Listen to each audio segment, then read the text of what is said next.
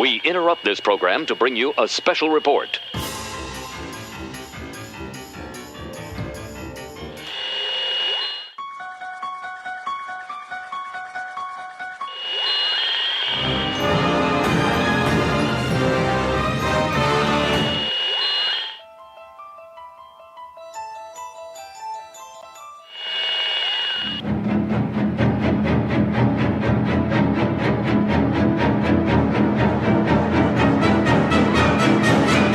This is Cheapseat Reviews.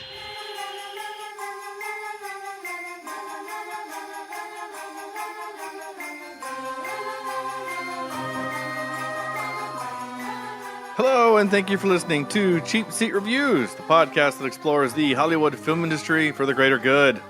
And that creepy music you're hearing is a signal that we have reached October. That's right.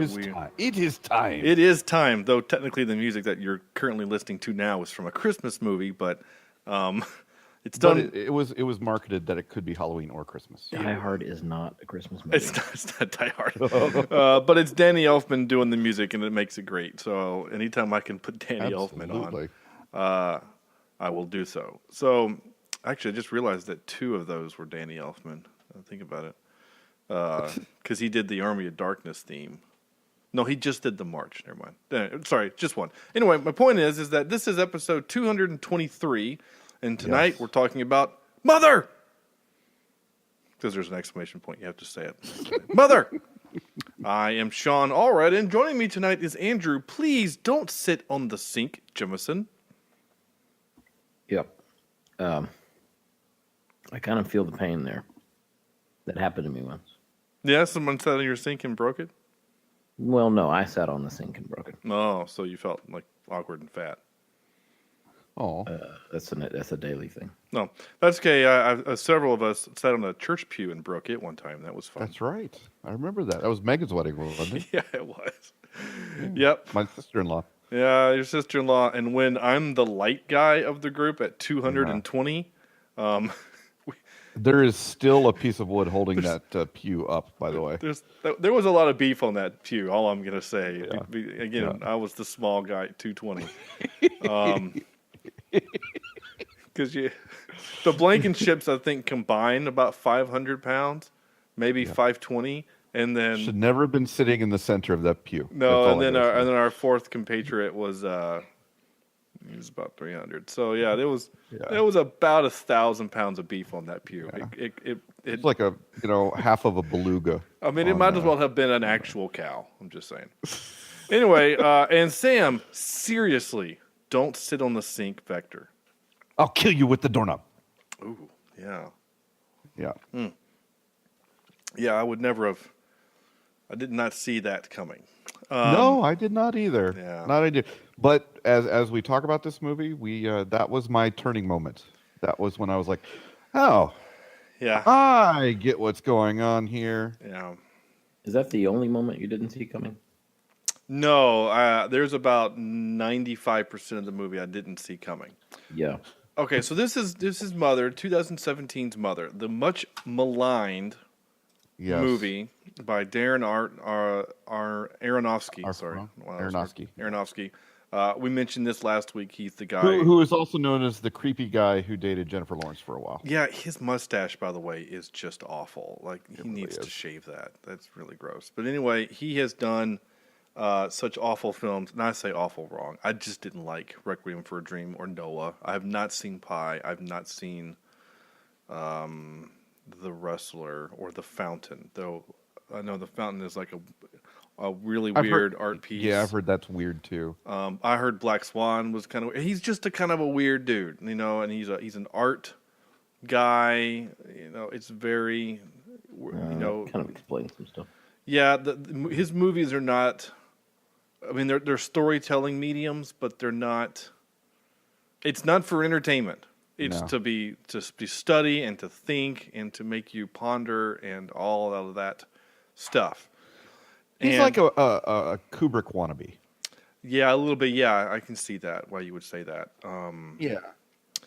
And this movie, before we really get into the true heart, pun intended, of this movie. There's some things I want to kind of get out of the way first, and we are going to still do the read. I'm going to remember to do that this week. Well, can we mention to our listeners too, if you're interested at all in this movie, go see it, because there is nothing we can say right now that isn't going to spoil it. Yeah. It's worth doing that. Going along with that, I don't think there's any way to explain.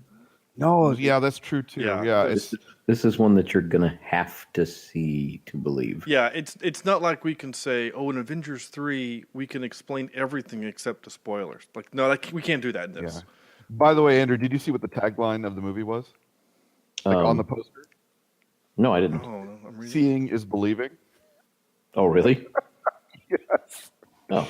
Yeah. Yeah. So it's hard to once you know what this movie is, it's hard not to see it. Just say that. Right? Oh, one of the posters is weirding me out. Oh, I don't like that poster at all. Where do you find the posters? I'm on IMDb, and it's Jennifer Lawrence, but you see her whole body except for the part of her that she ripped out. Oh yeah. Oh, that's terrifying. that's the stuff of my nightmares. Oh, I see. Yeah, I've seen that one before too. Yeah, I have too. Anyway, that's nightmarish. So here's one thing that I wanted to start off by saying is that this movie is a rare movie in which it is truly polarizing, and I mean it as polarizing as. And please do not don't misunderstand my words and think I'm comparing apples to apples this to Star Wars The Last Jedi. My point is that this movie was as polarizing as that movie. You either hated it or you loved it. And there were very few people, except I think literally like the three of us were like, whatever, it's fine. But this movie, when it was premiered, had standing ovations and people booing at the same time. Like literally, like you either got it or you didn't. It's actually kind of like a Kubrick film. Yeah. Because some people they think 2001: A Space Odyssey is a horrific nightmare of a boring, dumb, quiet movie, and other people think, oh, this is brilliant. This is brilliant because it's the struggle of man and machine and whatever, right? And apes. And you have you seen The Shining yet, Opie? I've not seen The Shining. You'll think the same thing. I'm actually looking forward to all 6.5 hours of The Shining. So I love it. It's a great movie. So with that having been said, that this movie was very maligned, and it, and I will say this, and we joked about it last week, and I think that's unfair, having now watched it, that this movie was nominated for a Razzie. So many Razzies, several, right? Several Razzies, and for worst director, worst actress, and worst supporting actor, and I think that's exceedingly unfair. I think that's very unfair. Yep, I totally agree. I think whoever did that in the Razzies literally needs to owe Jennifer Lawrence an apology. I don't really care about the director or Javier Bardem, but Jennifer Lawrence is wonderful in this movie. Mm-hmm. You totally forget the Katniss background or any other movie. She truly is the mother in this movie. You know, her character that she plays, she is so ingrained. Innocence that I saw on the screen and the just what the F is happening right now type of I don't know. I was totally lost in her character. I thought she did amazing in this movie. I did too. So with that having been said, I've kind of laid down the kind of initial groundwork, and if you're still listening having not watched this movie, go see it. You're going to be kind of confused at this point on. Yeah. Because of several things. One, this movie was put on the list by Sam and I. We agreed to do this because we heard it was a very kind of weird, divisive movie. And when you look on IMDb, the first has the categories: drama, horror, mystery. Well, let's have Andrew read it. Well, I will. That's going to happen. Okay. I promise. Okay. But this movie was sold to you and I and Andrew as a horror film. Yeah. So, with that being said, Andrew will now read it, and then we're going to talk about literally what he's about to read now, specifically. Okay, I'm going to read there's a short one sentence. No, just do the IMDb page read. And so I'm going to do the longer one written by a different person. Amidst a wild, flat meadow encircled by an Eden. Yeah, see, your read is already changing the way I feel about the movie. Yeah, lush forest. A couple have cocooned themselves in a secluded mansion that was not so long ago burned to the ground, devotedly restored by the supported wife. Within the safe environment, the once famous middle-aged poet husband is desirous of creating his magnum opus. However, he seems to be unable to break his persistent creative rut that haunts him. Then unexpectedly, a knock at the door, a sudden arrival of a cryptic late-night visitor and his intrusive wife will stimulate the writer's stagnant imagination. Little by little, much to the perplexed wife's surprise, the more chaos he lets in their haven, the better for his punctured male ego. In the end, will this incremental mess blemish irreparably the couple's inviolable sanctuary? A lot of big words in that. Yeah, a lot of big words. Yeah, that Somebody sounds like can hear some English. writer, person who works for a newspaper that gets paid by the word. Yeah. But in terms of what was sold to us as an audience, I think the IMDb description basically gives people what they were expecting. Yeah, the IMDb, and I'm going to read it because I think it matters, because IMDb is kind of where I live for this podcast. And so Sam says we talked about we're going to do this movie called Mother, drama horror mystery starring Jennifer Lawrence. Because October is our horror month, right? Yeah. So I read a couple's relationship is tested when uninvited guests arrive at their home, disrupting their tranquil existence. That tells me that this is like house at the end of the street, right? Like this is a couple and they're married and things are good, and all of a sudden these weird people show up and invite themselves in their lives, and maybe the Ed Harris is maybe crazy. He's a little weird and crazy. He makes kind of obscene remarks towards Jennifer Lawrence, and Michelle Pfeiffer shows up, and she's kind of intrusive and aggressive and kind of a bitch. And and so I'm thinking, okay, this movie is going to be like the two of them are going to split up, Javier Bardem and Jennifer Lawrence, and it's going to make life miserable, and then she's going to end up having to kill them, or they're going to kill her. Like, that's what I was expecting. Yep. I was expecting a horror film. That's not what this movie is at all. Not at all. And so we've talked about this many times. Expectation plus reality equals the happiness of the viewer, right? Yep. I relate it to sports all the time. Well, we think that the team, our team we think they're probably only going to win 6 games this year. Hey, they won 9. Good year. That was great. Good job, We had team. a lot of time, or we had a lot of fun. We had a lot of it was a great time. Yeah, we enjoyed this season. Yeah, we didn't win 16, but we won that. Yeah, we won. More than 6. We won 9. Okay, this year we won 9 last year, so this year we're gonna win 9 or 10. Oh, we won 4. You guys are awful. We hate you. We're moving. We're moving to a different city, right? So, same thing with movies, and we've done this on this podcast dozens of times, where we have sat here or stood here and said, man, we wanted this film to be X, Y, or Z. And it wasn't, and that made us sad because it had potential. We said that about Buckaroo Banzai and a dozen other movies that I can't think of right off the top of my head, where we were like, man, it could have been great. The Core, I'm going back and looking at some of our movies. Like, that Core could have been good, but it wasn't. I like spy games, but Sam didn't for several reasons, or vice versa. Swiss Army Man. I figured it was a stupid. Oh yeah, we thought it was going to be dumb, movie, and it was. We loved it. It was deeper than we thought. Yeah, and we freaking loved it. Like, we all thought The Hunter was about a dude hunting another dude, and it was about him hunting an animal. It was boring, and we didn't like it. So the expectation was like, ooh, William Dafoe, and the poster is him in the woods with a weapon. This is going to be... No, it was not exciting. It was boring, and they had outdoor speakers or indoor speakers outside, and that pissed me off. So anyway, So anyway, we go into this movie thinking it's a standard horror, uninvited house guests, come in and kill everybody or try to. Right, and in the first scene of the movie, there's a magical component happens, right? Literally in the opening scene, the house is destroyed, and Javier Bardem put a magical crystal onto its pedestal, and the house is repaired, and then Jennifer Lawrence wakes up in bed. And so I thought, ooh, this magical crystal it's some kind of thing, right? It's a magical element. And basically everything, you see it's burnt. Yeah. Right. And the house comes from a burnt char back to normal. And you see that the Javier, whatever his name, Bardem,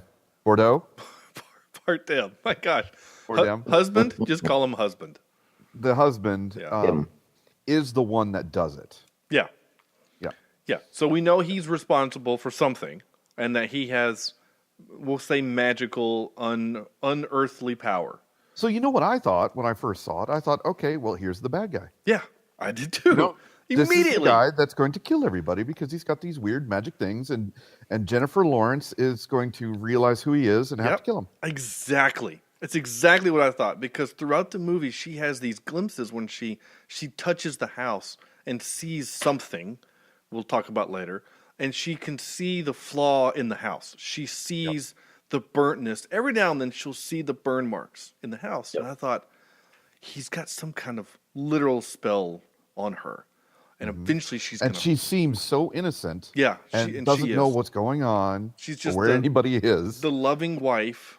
Yeah. Who wants to just be there by herself. Okay, we do need to talk about the fact that he's 21 years older. I was going to say, who is creepily younger than he is. He is 21 years older than her. And I think that there's a reason for that, which we'll get into.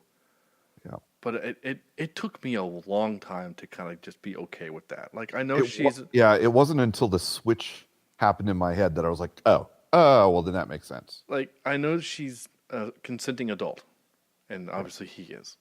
But he could literally be her father. Yeah. He's 21 years older than her.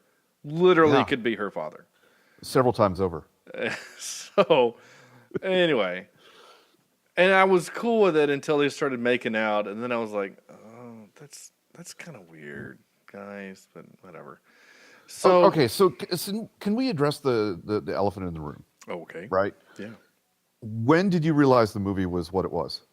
Okay, so I want to ask Andrew that question first, because you and I have actually already had this question. We've already answered this question for each other off air, because I needed to talk to someone else about this before we got onto the podcast, because I kind of wanted to make sure that I wasn't by myself in my thinking of this movie. That you weren't crazy. Yeah. Partly that I wasn't crazy, but I also did a lot of reading on this movie afterwards.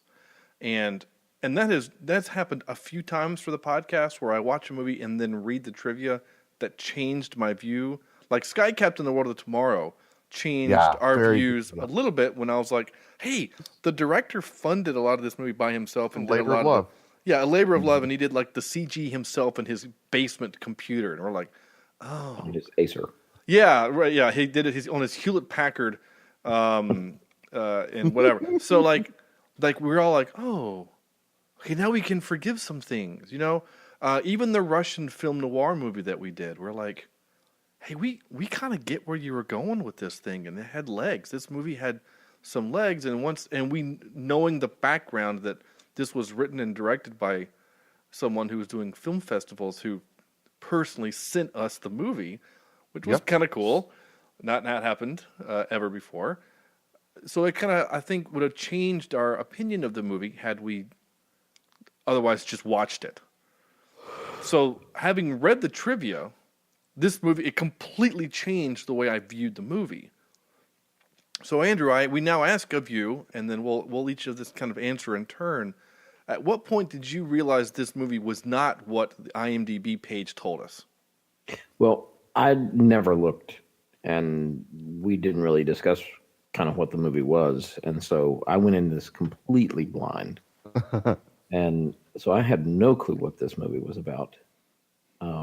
And it kind of breaks the mold of of my rule of if it keeps my attention, it's a good movie. Mm-hmm. This movie kept my attention the entire time, but it wasn't for the fact that I think it's necessarily a great film. It kept my attention because I had no clue what was going on, and I wanted to know what was going to happen next. And like Sam said, I think that Jennifer Lawrence's character, I think her acting really, I was just sucked in. But I don't know, I guess the moment I knew it wasn't. There's something about Javier Bardem's character that the very first time he's on screen, I knew that he could not be just a normal loving husband. And from that moment that he was on screen, I thought, okay, something's up with this. But then when she is painting, I guess, or whatever she's doing, I guess she's getting ready to paint. It looks like maybe she's stuccoing. Stucco? Yeah, maybe that's what it is. Some sort of plaster or stucco. Yeah. Yeah. At that moment, I realized, okay, something's up. And I then thought, okay, well, now the movie's taking a different twist, and the house is actually alive. And the house is considering this female in the house its mother. You know, that's kind of what I was... Okay, like a live action Monster House kind of a thing. Kind of, yeah. And right. So that's where I was going with it. And then my life got turned upside down.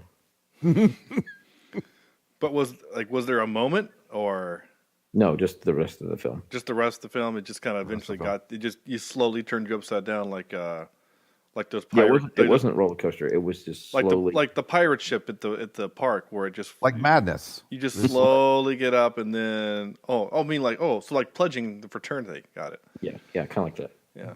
You think the world is one way and then no. All right. Yeah. Okay, I'm with you.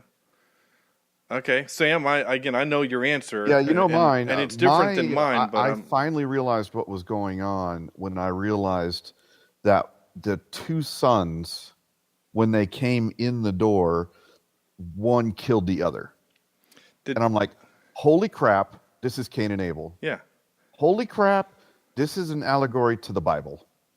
Creation story throughout. And after that, I kept trying to spot the different biblical themes in it. And after that, I was like, holy crap, this is fun. I'm like, it was almost like a scavenger hunt. Mm-hmm. That, I'm going throughout the rest of the movie trying to figure out what he's trying to portray from the biblical stories that I remember. Mm. Okay. How about you? Did you notice that the two brothers are in real life brothers? No, I didn't know that either. Yeah. So Domhnall Gleeson, who we saw in Ex Machina as our poor, unlucky hero, that's his actual brother in the movie, he kills. So, and I think that was done intentionally, very intentionally. Everything in this movie is intentional in the casting. That's also when I realized, I was like, I understand why Jennifer Lawrence could be so much younger. Yeah. Than the other guy, because the old guy is God. She is Mother Earth, or, the start of creation. And of course, God's going to be a lot older than that creation. Yeah. And that's, I guess that's really the biggest spoiler of this episode is that's kind of what this is. Yep. Is that the movie is an allegory for creation, told from a very visceral, elemental point of view. If you take these concepts and shrink them into human form, this is what the movie is. Yeah. The moment where I had several moments throughout the movie, and again, and I can prove them by my notes, that I'm confused as to what's physically happening in the movie. So like my first note is the crystal a magical object, or is this a flashback? Is this going to be another movie where we start the movie at this one point and then we have to see how we get to that point? And and it sort of is that, except that it's a loop, not a flashback. Yeah. It's a little closed loop. circuit. But Mother Earth is different each time. My second note was he's 21 years older than her. ... My third one is why is it in horror movies the sound design and Foley are cranked to 11? I hate that. Yeah. Dude, the squishing sound of her spackling. Everything I was just not a fan of that. By everything. You could hear them chewing. You could hear them forks on the table. Only horror movies do light fixtures make noise. She flicks on that it's an incandescent light bulb hanging from a chain. They don't make noise. It made noise like one of those 1970s fluorescent tubes that you saw and that you had in high school. Yeah. I mean, they don't make noise, but in horror movies, there has to be a reason. But in horror movies, they do. They make noise. There's a reason. It's because the sound guy back in California made it have noise. Well, and I'm sure the director was like, we need to make it visceral. Yeah. We need to make this world as tangible as possible. Yeah. So that you believe in it. Yeah. And again, I think that he is still going for a horror type element in the movie. Yep. Because in a point of view, what is happening is a horror film. What's physically happening, the rape of the earth is kind of a horror film in a way. What humans are doing to creation is basically fully portrayed in this. Yes, movie. it really is very violently, physically, emotionally portrayed. When they were beating up on her, holy crap! It was that was rough to watch. Yeah, and kind of ripping at her clothes, and it was rough. I mean, it was. So the first moment for me, really, where I realized some first things. So the brothers break. So Man shows up, right, and he's literally titled Man. Ed Harris shows up, and he's. I did not realize Ed Harris was in this, by the way. Yeah, I didn't know anyone. Michelle Pfeiffer, for God's sake. Yeah, exactly. So Ed Harris shows up, and he's a dick, right? He smokes in their house. Like, who does that? And he's hitting on Jennifer Lawrence, which is also weird. Literally every dude in the movie hits on her. I don't know if you noticed that. They give her a look. They look her up and down. They're checking at her, whatever. Like, every dude in the movie is kind of hitting on Jennifer Lawrence. And so I don't know if that's to be portrayed that, like, man sees the planet Earth and was like, oh, hey, look what I can do. It's a possession. Yeah. They see it as, this is ours to do with as we please. I can do what I want. Yeah. So Okay. Ed Harris shows up, right, and he's weird, and he loves sick. And he's sick, yeah, and he loves the writer, the poet, him. He loves his poems. He loves his art, his work or something. Yeah, and he's dying, not just sick, but he says he's dying. They say he's dying. We don't know, and then Jennifer Lawrence goes downstairs at one point, and he's coughing, and there's something in the toilet, which was weird. And there's a scene, Sam, and I don't know if you noticed it, and because you didn't pick up on the Not biblical. At the time, no. Is that there's a scar on his side, and she sees it, and then Bardem covers it with his hand. That is a representation that he took a rib from him, and the next morning he has a wife. Yeah. So there's your first real biblical moment. Adam and Eve. Yeah. And they are that. They are Adam and Eve, and they're titled Man and Woman, and that's what gave it away for me. That it was more than just after I had, watched it for a minute on Amazon. It kind of, if you were watching it on an iPad, it gives you that X-ray that comes up and it shows you the titles of their characters' names. Yeah. And I was confused when it said man, woman, and then as it got further and further along, and there were more characters, I noticed they were all things generic names. Yeah. Well, and that there were things that would biblically. Like Kristen Wiig makes a very strange cameo in this, and she's referred to as the Herald. The Herald. Yeah. Like the sounding of the trumpet kind of herald. End of days kind of herald. So I still haven't physically answered your question yet, Sam, and I am getting there. But again, my brain is still in this moment that this is just a horror flick, right?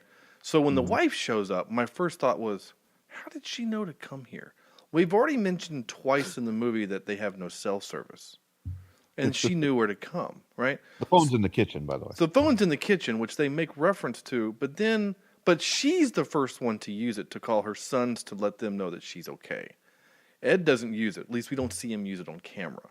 And then the boys show up, right? Then the brothers show up, and then there's a fight, and one of them hits the other one with the doorknob, and sorry, stop. Back it up. Beep, beep, beep. Before that, Javier is talking with Lawrence, and she's like, I want them gone. I want to be here with just you. It's just be you and me. And he goes, but it's kind of nice having people here that appreciate my work. And then you hear a crash from upstairs, and they go up into his office where they have broken the magical gem. And he's very upset, and he tells him to get out. That is the expulsion from paradise. That is eating of the apple or eating of the forbidden fruit. Yeah, the forbidden fruit, and they've wrecked it. And the office is Eden, and he shuts it off from the world. He shuts it off and says, "Get out." And it's the next scene. They're literally downstairs banging, and she comes to the door in a green bra to represent. At that point, they had to cover themselves. Adam and Eve had to cover themselves because before, Eden was so perfect they could be naked and it was fine. That's why they're both wearing light-colored clothing to represent that. And now she's in a green bra. So I still haven't picked up on it yet, though, right? I'm still, you know what I'm saying? Well, I didn't either. I didn't. To me, Michelle, I actually wrote this. Michelle Pfeiffer, I've seen play a villain in movies, and I still hated her more in this movie than in those movies. I hated her. I kind of wanted her to die. Like, her character is so mean and rude and in your face and aggressive. And vicious to Lawrence's character. Oh, yeah. I mean, she even kind of makes a reference to basically she's like, yeah, your husband, you don't know. Oh, that's so sad. And my note was, oh my gosh, she's implying that she married a gay man. Yeah. Yeah. That's what I thought too. And so then then when the brothers show up and they have the fight and they leave, right? They all leave except obviously the brother that did the killing. He ran out the back door, and Javier's like, "I'll be right back," and like just locked the door and just leaves. And I thought, wait a minute, this doesn't feel right.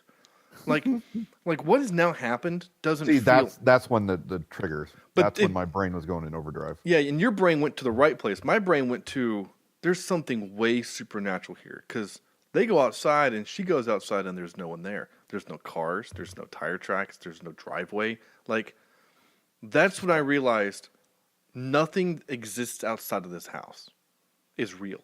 Only what's inside this house is what's real to Jennifer Lawrence, her character. And so that's when I'm like, okay, something truly sinister is happening. Have you ever heard the term gaslighting? Yes. You're a psychology major, so you would probably know what that is. Andrew, have you ever heard that before? Yeah. I learned about it. Politicians do it. Do what, sir? Politicians do it a lot. Well, yeah. Yeah, of course they do. If you don't know what it is, Google it. I don't know if I'm qualified enough to really explain it. But it's when you get really close to well, let's see this. You get on the ground and you try to get your legs behind your head. You take a lighter.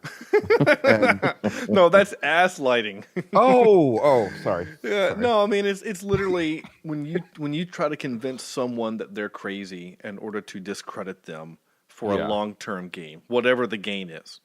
Yeah. And so I kind of felt like Javier Bardem was gaslighting her.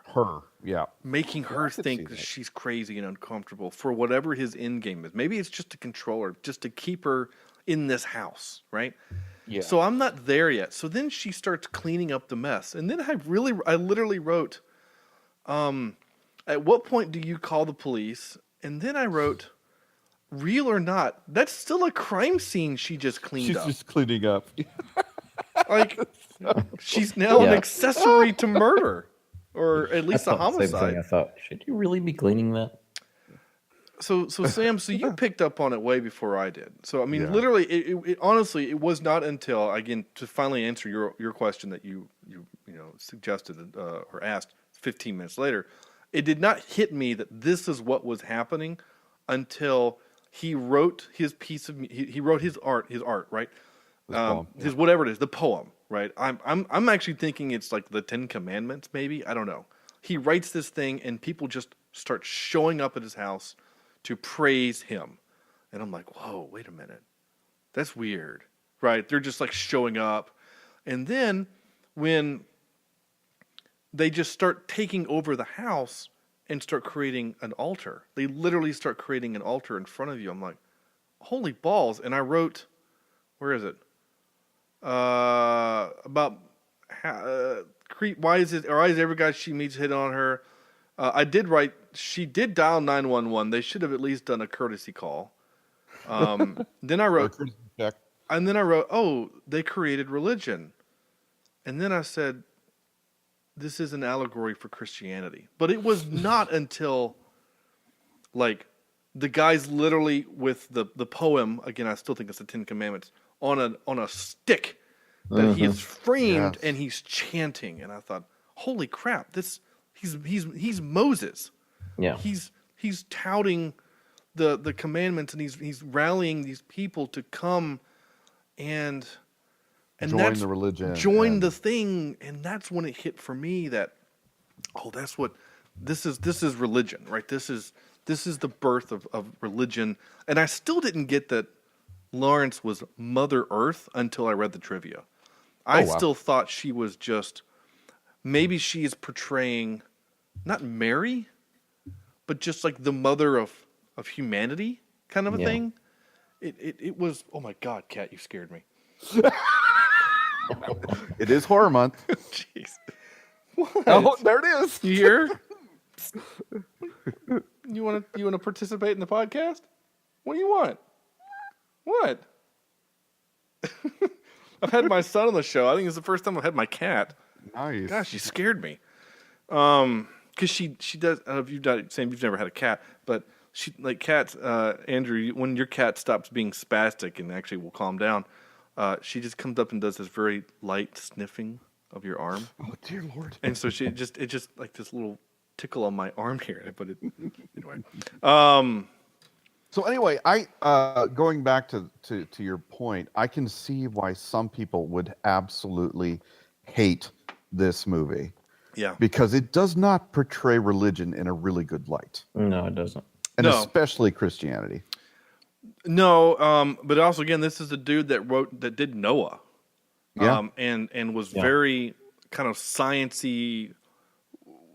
from the point of view of the Bible. Like it's not romanticized at all. It's the kind of hard story of Noah. It kind of does paint. I mean, it paints humans as in a bad, but I think that's the point. Yeah. Oh yeah. Is to show how kind of awful we are. Is that we are basically horrible to creation. Yeah. Yeah. And to we each end other, up destroying everything we know. Yeah. Or everything we would hold dear anyway. Yeah.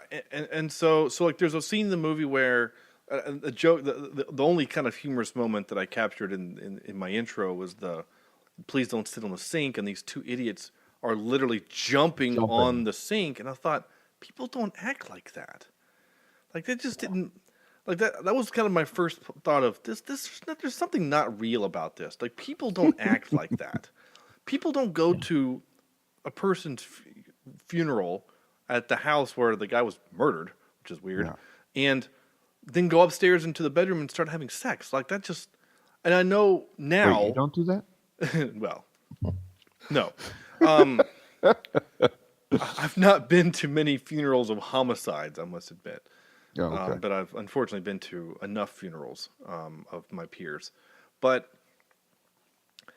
I get now, and after reading, that was basically Sodom and Gomorrah, right? Like I kind of took it as the flood. That's what it was. That's exactly what it was. The sink bursting, The sink bursting and the pipe breaking is the flood.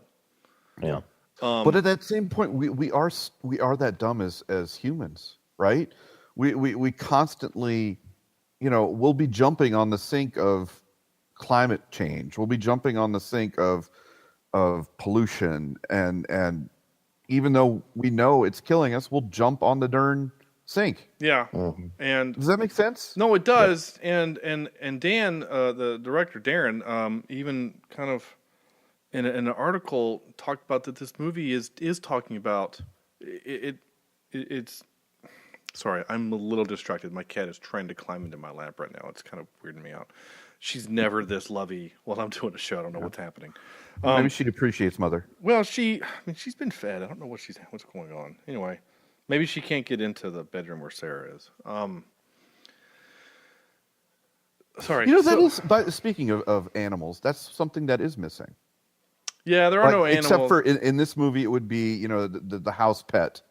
And then she finds it brutally murdered by one of the guests. Well, yeah, but I mean, like, how would she even represent that with the sink flooding? Like, she picks up the two things that are the animals and saves them on the table, or at least she picks up the animal and brings it to another room. I mean, that's all it would take. Yeah, I don't know. I think you're asking almost too much symbolism in the movie. Yeah, in a movie that's just nothing but. But again, I didn't. Yeah. Again, I didn't pick up on it until. So all the things that make people hate this movie. Number one, it paints religion in a bad light. Number two, it paints humans in a bad light, and shows us as stupid, right? So already you've insulted you've insulted your entire audience. Yeah, you basically you've just insulted the entire audience, and I think misleading. I mean, it is a horror movie if you think about it. Yeah, there are horror elements. But even if you think of our world in terms of Mother Nature and what we're doing to it, we're living the horror movie, and maybe that's the big lesson. Yeah, that was what I was trying to say before my learning. Cat distracted me again. Was that Aronofsky even said, one of the biggest threats to the planet, and even Dan Brown did a book on it, is our overpopulation. Mm-hmm. We're approaching. We're at 8 billion people. We're approaching. We're approaching 9 billion in the next 20 years. So are we as a people, is the planet able to sustain that? Is a question that no one has the answer to, except Thanos. Because up until now, we've used technology to keep us alive. Right, and at some point, is there going to be? I don't know. I feel like we'll be dead, and it'll be our grandchildren's. Maybe it'll be their mission. Maybe it'll be after them. I don't know, but of course, that Dan Brown book has a very singular solution to the problem. If you've not read it, whatever. Don't. It's fine. Good. I watched the movie, and the movie actually kind of annoyed me. Oh, really? I haven't seen the movie yet. The movie, I don't want to talk too much about another movie. I know we get tangent on this podcast, but usually we tangent on movies that aren't worth talking about, and this movie's still worth talking about. But did you read the book, Sam? No. Yes, I read the book. So the Felicia character, the girl that's hanging out with Langdon all day. Yeah. She, she has an ulterior motive in the book, but Langdon kind of talks her out of it. Yeah. And then she becomes part of the solution, right? Mm-hmm. In the movie, nope, she's an extremist and dies for her cause. Spoiler. Oh, dear Lord. It's kind of dumb. It kind of is. And yeah. But the other part of the thing that they changed for the movie is they stop it. Oh. Is that they stop the thing. Interesting. Yeah. Okay. So anyway. I read the book, people. Well, and because the movie, I think it's actually like an airborne disease it's supposed to literally kill half the population. Oh, so it's a totally different virus. It's kind of a different. People who are listening now who haven't seen the movie or read the book are like, "What the heck are they talking about?" Yeah, I know. The book. I mean, Dan Brown. I know some people that probably hate Dan Brown because of his kind of anti-God state on things. He still makes pretty good books. Yeah. Angels and Demons is a really good book. I don't care if you hate the Catholic Church or not. It's still a good book. Yeah. And I think actually my favorite of his. In the newest book, though, he just has this gauntlet that you snap your fingers in. And And then half the people disappear. Yeah, Yeah. into dust. Oh wait, that's a different guy. So anyway,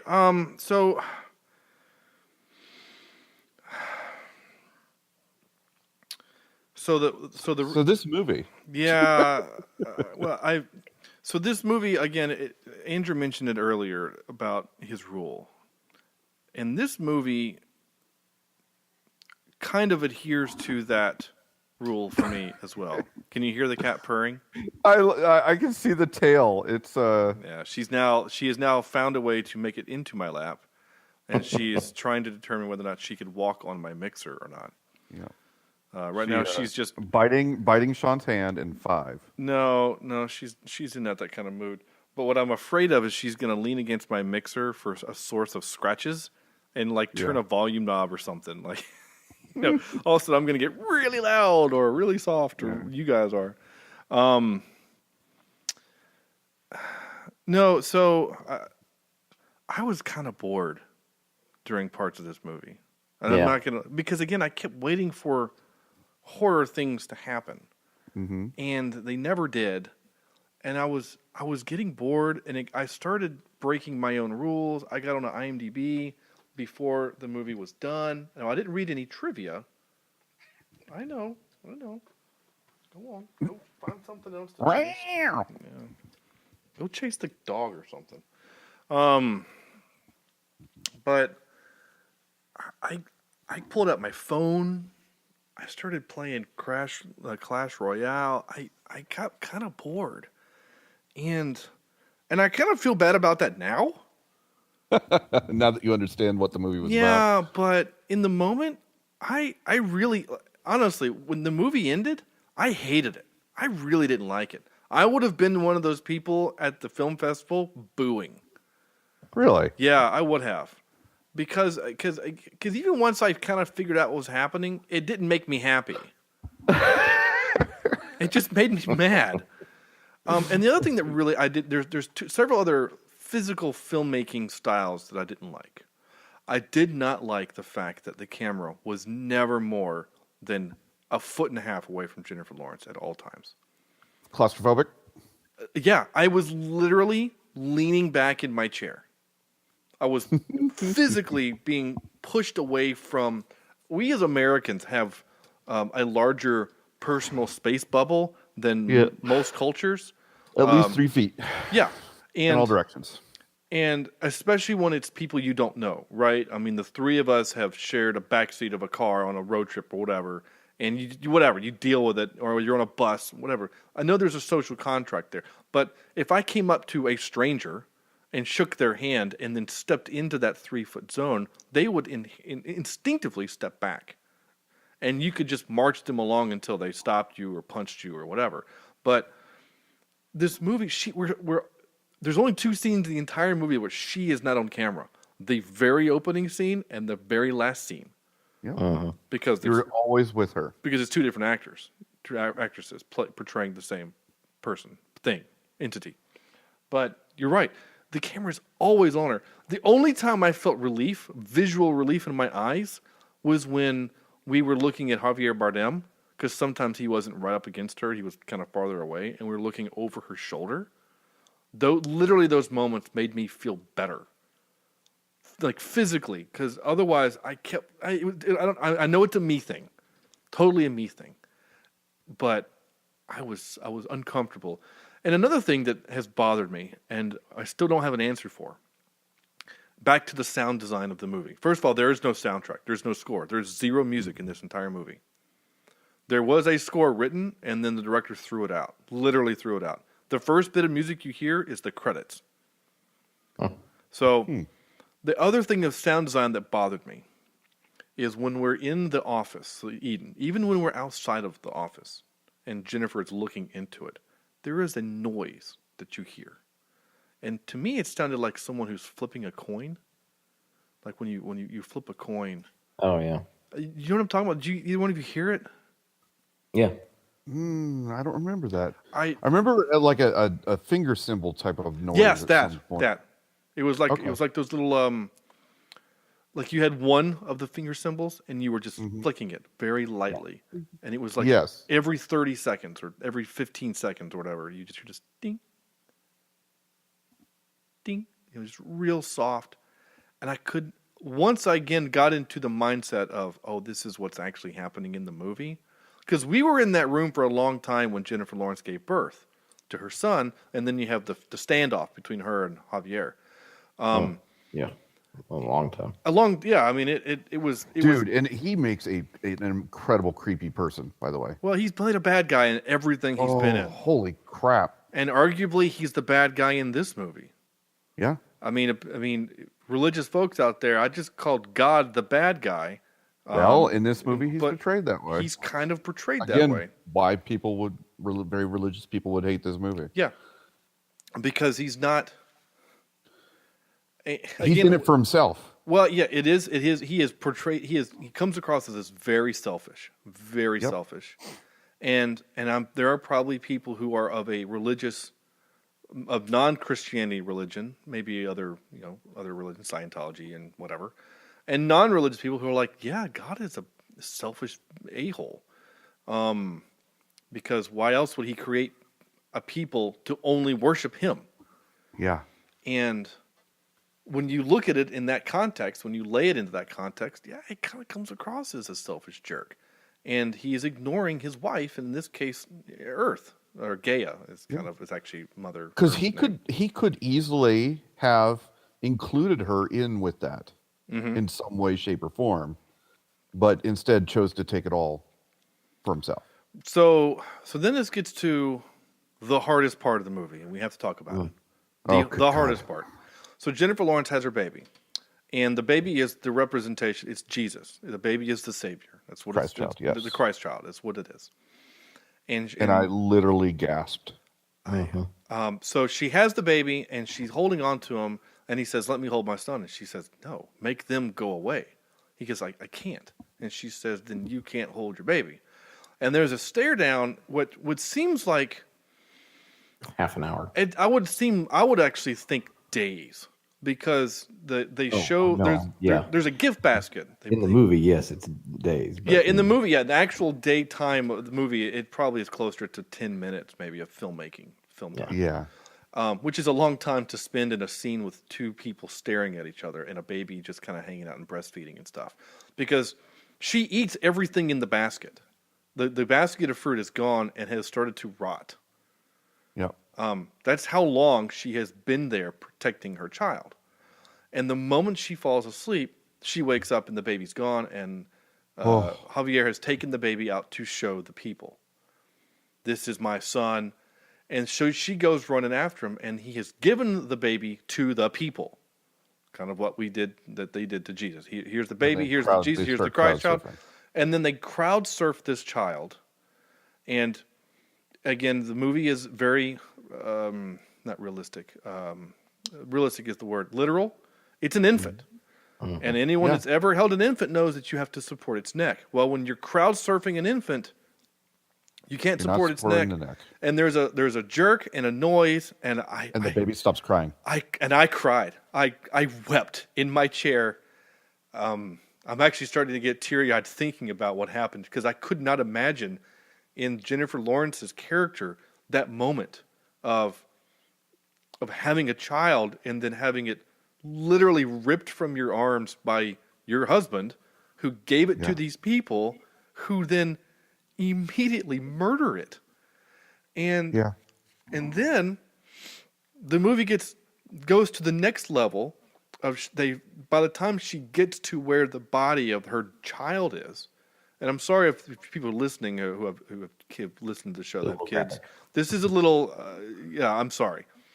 They have built an altar to this dead baby and have started to eat it. And of course, it's a metaphor for the body of Christ. This is my blood shed for you. This is my body broken for you. Yeah. Right. And it's a metaphor. Even Jesus made it as a metaphor. In the movie, it's literal. And of course, Jennifer Lawrence loses her mind, and she ends up finding a weapon of some sort and starts murdering the people that have murdered her child, and then Javier shows up and says, we must forgive them, for they know not what they do, right? Pretty much, yeah. And in that moment, I'm totally with Jennifer. I'm like, pick up that glass you just had and stab him in the neck. Like, there's something wrong here. And so then she escapes. She flees after. Actually, they beat the hell out of her first, calling her a whore and a whatever. And that's when Javier shows up to kind of protect her a little bit. And that's when she then runs downstairs and finds the drums of oil and the cigarette lighter that Man gave her. The Ed Harris was his cigarette lighter, and she lights that bitch up, and the whole place explodes.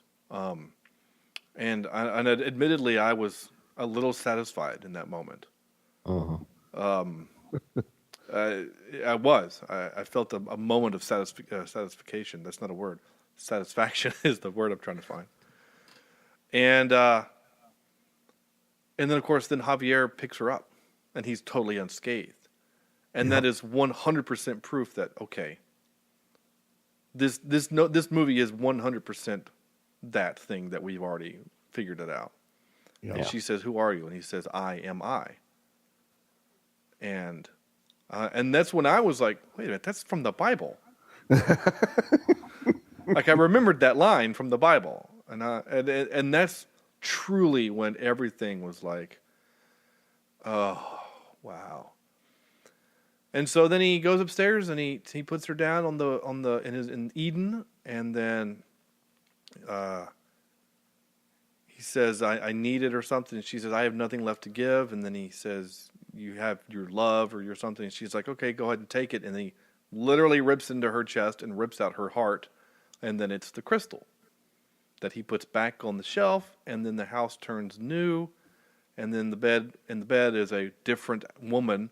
Yep. And that's how the movie starts. And we start anew.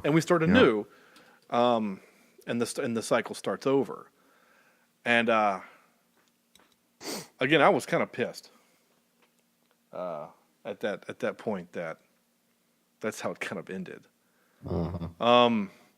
And so maybe because of the child part is why people booed. I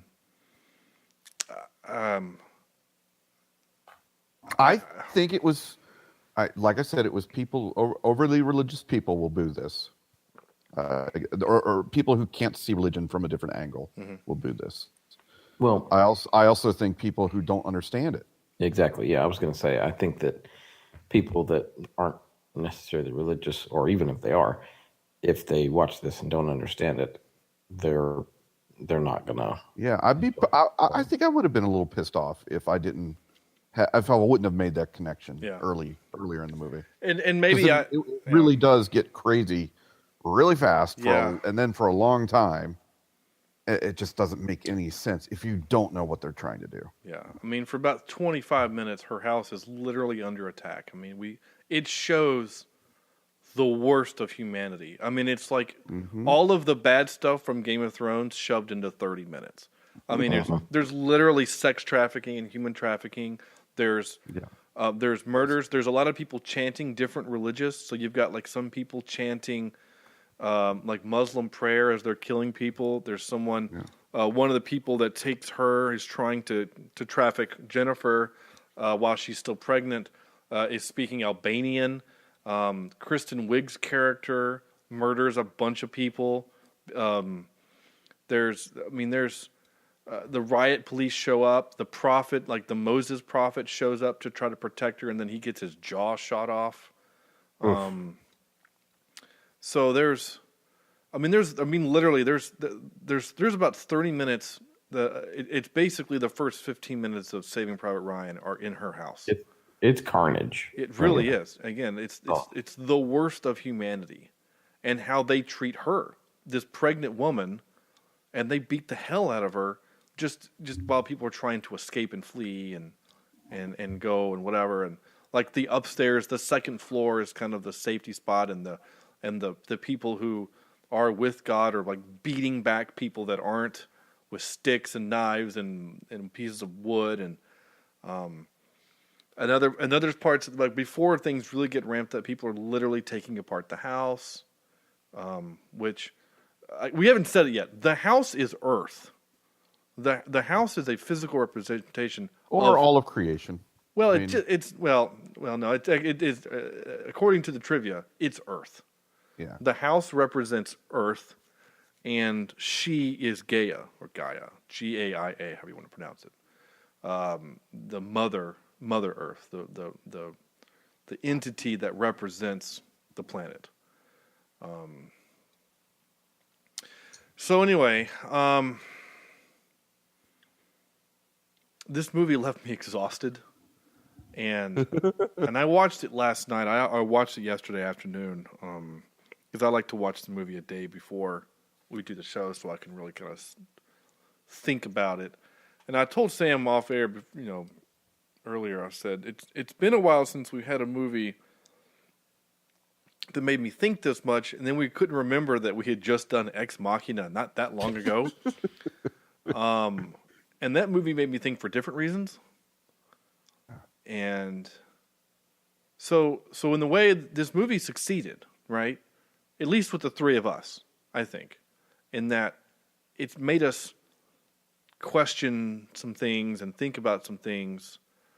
And I think the three of us are, and I'm going to give us ourselves a little credit, even though it took me having to read trivia to get there. I think we were mature enough to see this movie for what it was supposed to be. Again, not knowing what it was supposed to be when we started.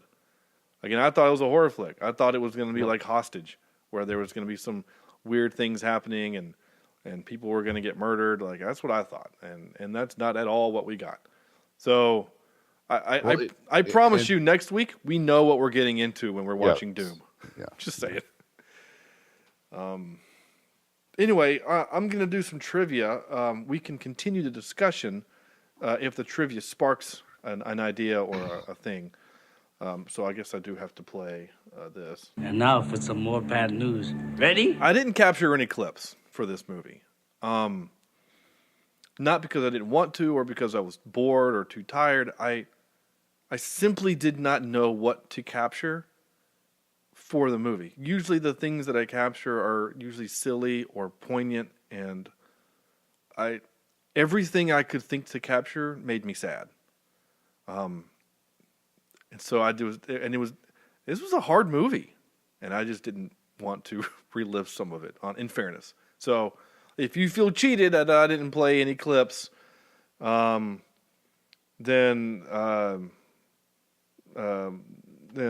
we ain't found shit. There you go. So that's all I got for you. There is no musical score for the film. I mentioned earlier, The End of the World plays covered by singer Patti Smith. That's all you get. It's the end of the world as we know it. That's the song. Only it's covered in a very ethereal acoustic guitar. The Golden Raspberry Awards, the anti-Oscars that gives awards to bad movies, received backlash when they nominated Jennifer Lawrence for Worst Actress and nominating Javier Bardem for Worst Actor and Darren Aronofsky for Worst Director. Even detractors who disliked the film stated that their performances were was one of the film's only redeeming qualities. Again, totally agree.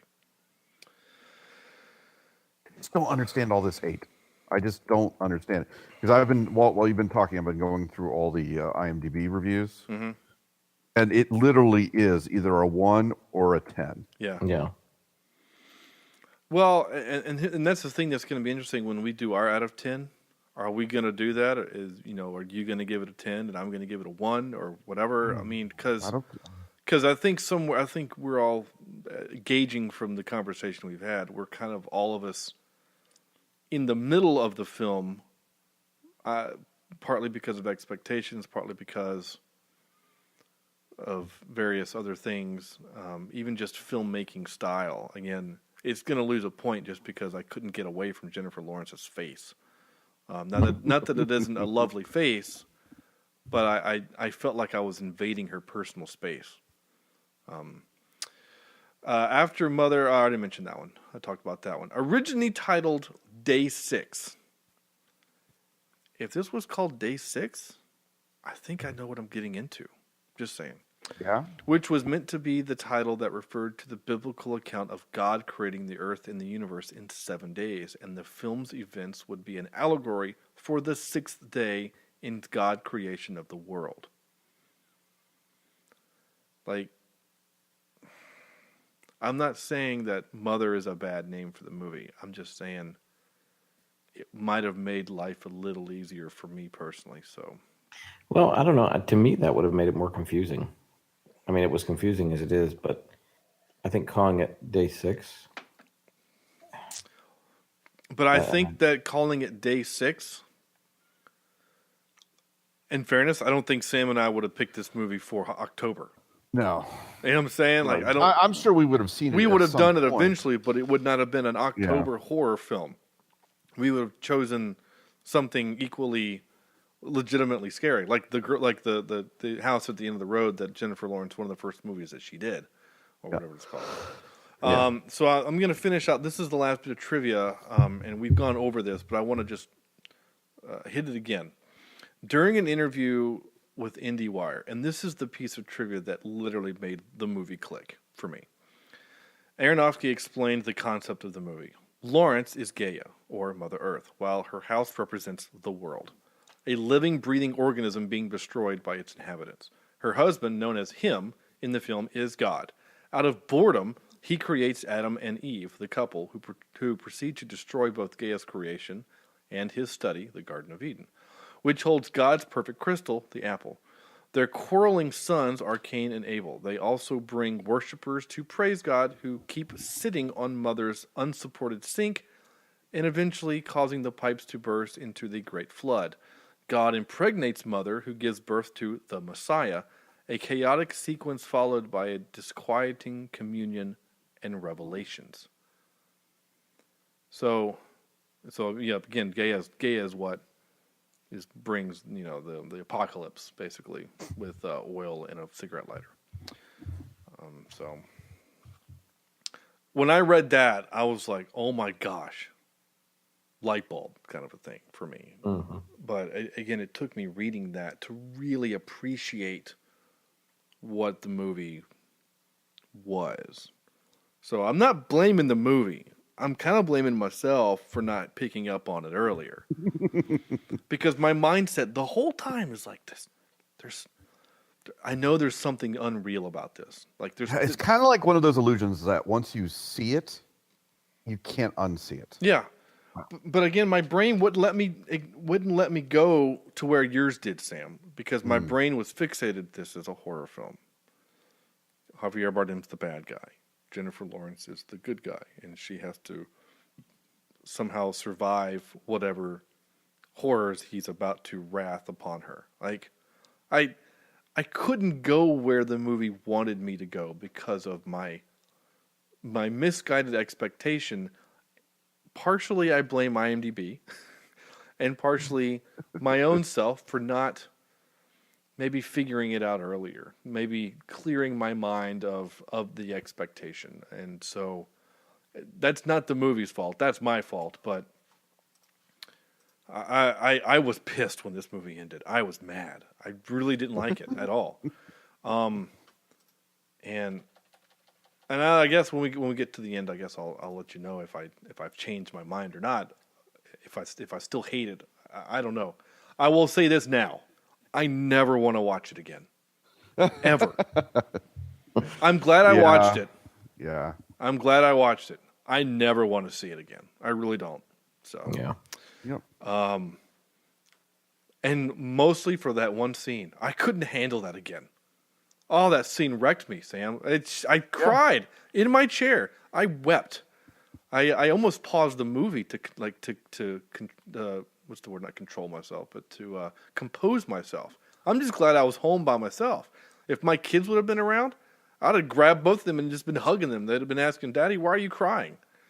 Like stuff like that in movies just gets me. Oh, it just kills me. I mean, and maybe it's because I'm a dad. Maybe I don't know. I think I was kind of a big softie before I had kids. So anyway, okay.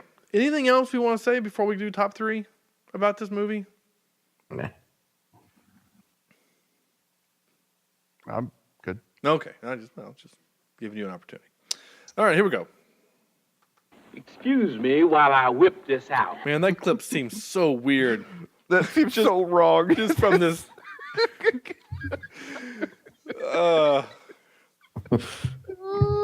Just because of everything that's happened, that just seems so strange. Oh, man. I'm going to play one more. Is this movie... Bitch must pay. Okay, Oh, damn it. There we go. So... Oh, this movie certainly doesn't make you feel better as a human being. That's for sure. No, it's a hard movie. We decided to do... We've already done Jennifer Lawrence movies a long time ago when we did the Hunger Games. So we decided to do... It's a pretty broad topic. We kind of called it symbolic movies. So whether you want to use the word an allegoric or an allergy, like a allegory. An allegory. Yeah, an algorithm is the word I used earlier, which was obviously wrong. Another one? Isn't that guy that ran for president and lost? Oh, that's just Al Gore. Yeah. Well, he actually won, but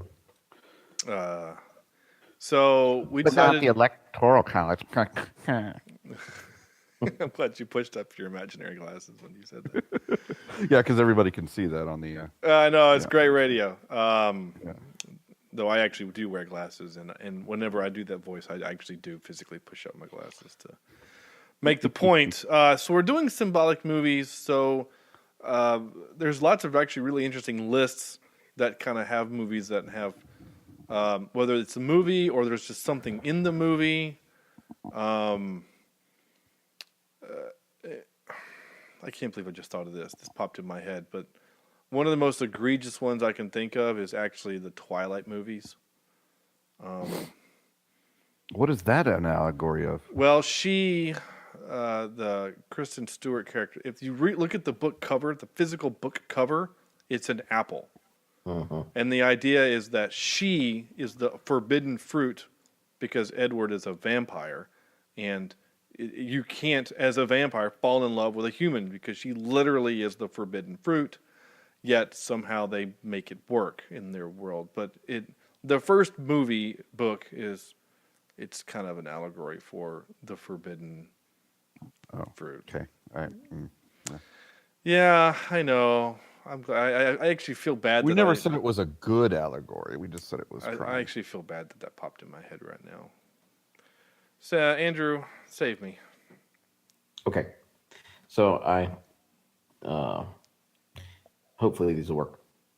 Number 3, I have the X-Men film, and I remember watching these and thinking when I watched them originally, right along the lines of civil rights movement.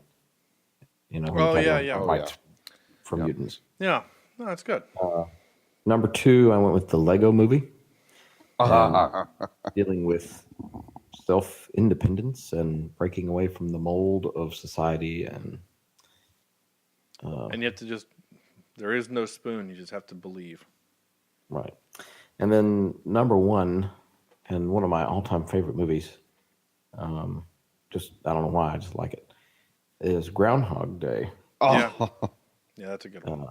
With the symbolism of being in purgatory. Purgatory, yeah. And finally reaching that enlightenment and getting out of purgatory. I'm with you. Sam. Yeah, my number 3 is Groundhog Day for the purgatory allegory. My number 2 is Wizard of Oz for an economic allegory. Back when we were on the gold standard and we're switching over to the non-gold standard. So if you ever get a chance to look at that, it's a fascinating look at how economics can be interesting, folks. And my number 1, you knew it, it's number 1 in all our hearts, is Jurassic Park. Yeah, I figured. Yeah, and the allegory of parenthood. And there is a great video essay on YouTube about how the entire movie's about parenting. And how your children will one day grow up and eat you. Pretty much. Yeah. One of my movies I put on my list, it actually is, it's actually not really all, it's symbolic, but of something, yeah.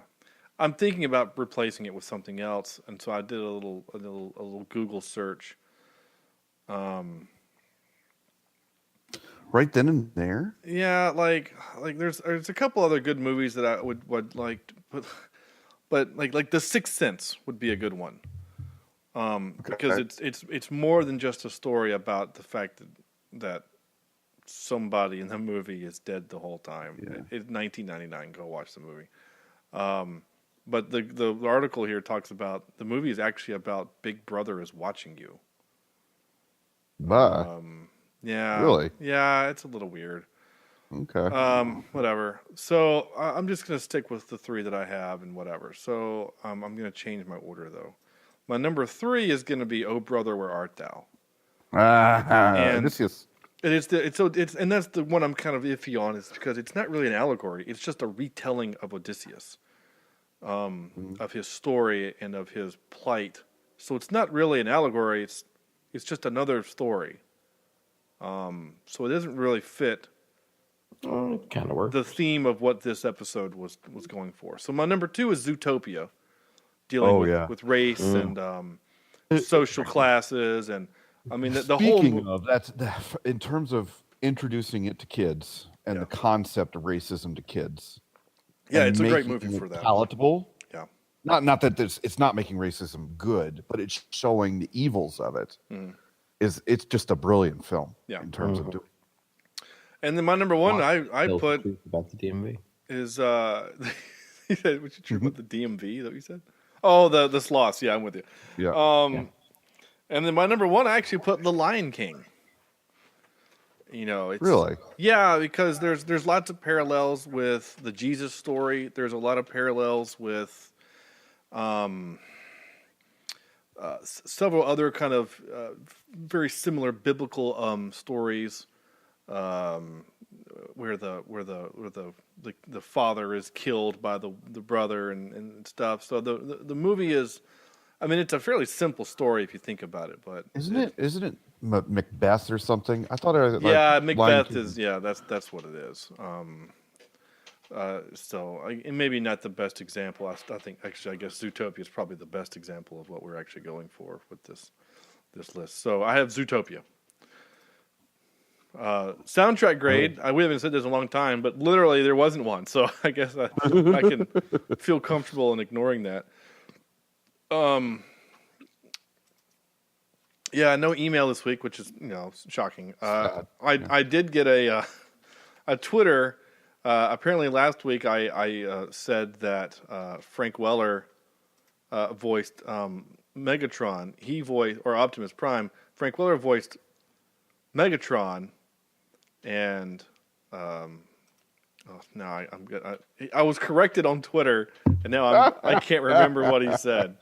Nice, I love it. Yeah, it was listener Andrew helped us out. Wait, why isn't that popping? Well, and participant, wasn't Andrew a participant? No, not Andrew. Well, no, he actually had the ability to. He donated money when we were doing our kind of our fundraiser, where if you donate $25, you can participate on the show. He still has that right. He donated the money. He has just elected not to participate in the show. Oh, okay. Though again, he has that option to do so. He just hasn't. I want to make sure I get it right on air, and give Andrew credit for correcting me, because I am not above admitting when I'm wrong. Peter Cullen was Optimus Prime. Frank Welker was Megatron. And so I was like, oh yeah, my bad. And then I posted a GIF of the new version of the Megatron, and he was like, no, that was Hugo Weaving. And I'm like, I knew that. I just like his voice. Anyway, so thanks, Andrew, for. So again, if I've said something wrong, and Sam or Andrew didn't correct me, feel free to Twitter, tweet the show and say, hey, you guys are wrong. Which I'm sure we are way more than. See, and here's the other thing that's annoying, right? I'm on the IMDb page for this movie. Other movies like it. Get Out, which is a horror film. It, which is a horror film. What is this movie? The Killing of a Sacred Deer. Okay, maybe. I don't know what that is. I'm sure it has to do with killing a sacred deer. Stephen, a charismatic surgeon, is Dr. Stephen Strange, is a charismatic surgeon, is forced to make an unthinkable sacrifice after his life starts to fall apart when the behavior of a teenage boy he has taken under his wing turns sinister. Oh, okay. The Shape of Water, Split, and The Witch. Which we're going to do in 2 weeks. They just don't know where to put this movie. No, I think they really don't. I do want to see Split, though. It's just hard to categorize it. Just because it's part of the Unbreakable. Because even thinking about it now, I had no idea what I would compare this movie to. Does it make sense? No, you're at least movies that I've seen before. Now, maybe 2001: Space Odyssey, because there's a lot of symbolism in that. But it was I don't think it's as smart as 2001. Does that make sense? Yeah, I mean, but yeah, and that movie's way more subtle than this. Well, maybe not. Maybe they're about. I mean, this movie. No, actually, that's not true. That movie was more subtle because there's a point which this movie stops being subtle and it's literally punching you in the face. Yeah. Oh yeah. While you're on the ground getting your clothes ripped off. So, anyway, so all right. So we're at the part of the show where we do this. Wait, what's supposed to happen? Out of 10, we're gonna have to give this a grade, and I'm actually struggling with the grade. I'm glad Andrew's first. Yeah, I'm feeling okay with. Yeah, go ahead, Andrew. Well, like I said, it kept my attention, but for reasons unlike usual.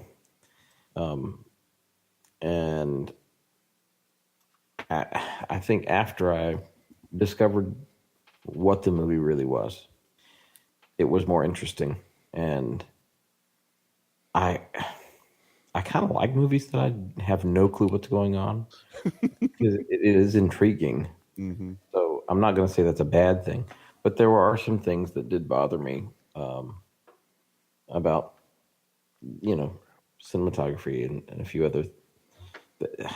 Something that really bothered me, and I haven't mentioned it yet, is the use of muted colors on everything, except for when they showed outdoor pictures of the house and in the field. Mm-hmm. And I don't really know if there's a reasoning behind that, but it was like everything in the house was all very muted. Well, you might even use the phrase earth tones. So I guess so. And I didn't mention this earlier, but there was another moment where I was like, this isn't real, is when the camera's panning away from the house. One of the few times that Jennifer Lawrence isn't physically on camera, even though she kind of is, but we're panning away from the house, and the bottom 1/16 of your screen, you see a little bit of the burning from, I guess, the previous explosion. And so I was like, that's what made me think that the house was always dead, that the house is always, that the earth is desolate, that we are now living in post-apocalyptic whatever, and Javier is some kind of conjurer of things, and that this crystal is what keeps the house under its spell. Right. So, anyway. But anyway. Yeah. I'm going to have to give it I'm going to go right in the middle, to be quite honest. I'm just going to go solid 5. All right. Because I didn't hate it. And the acting I felt like was very good. And again, after I understood it, I appreciated it a little bit more. Not saying that I want to go out and watch it again, but I appreciate it for what it is. Okay, I'm with you there. Sam? Well, I was one of the rare few somehow caught on to this pretty early, so I was able to enjoy it, I think, a little bit more. I do believe it's a little heavy-handed. This is not 2001. This is not The Shining, where the references are very hidden. this is about as in your face as you can get in terms of symbolism and allegory. But I don't want to watch it again because it is a hard watch. You know, it's showing the ugliness of who we are as a species. But is it an important movie? Would I recommend it? Lord knows I probably would not recommend it to my parents, but sometimes people need to see the ugliness to understand it. So I'll give it. I'm going to give it a 7.5. 7.5 because I think it's an important film. Okay.